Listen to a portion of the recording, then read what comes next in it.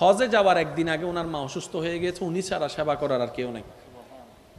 এবার এই মানুষ কি করবে? একদিকে আল্লাহর ঘর, একদিকে মা, দ্বিধাদ্বন্দ্বই পড়ে গেছে। হুজুরের কাছে আসছে, হুজুর আমার তো সব কিছু ক্লিয়ার হয়ে গেছে, আগামীকালকে সকালে ফ্লাইট, এখন আমার মা তো হসপিটালে, আমি ছাড়া তো আর কেউ নাই, এখন হুজুর আমি কি করব? হুজুর চোখ বন্ধ করে এক বাক্যে বলবে, মার সেবা করো, মার সেবা করো, বাবার সেবা করো, ভাইয়ের সেবা করো, বউয়ের সেবা করো, স্বামীর সেবা করো। হুজুর আল্লাহর ঘর।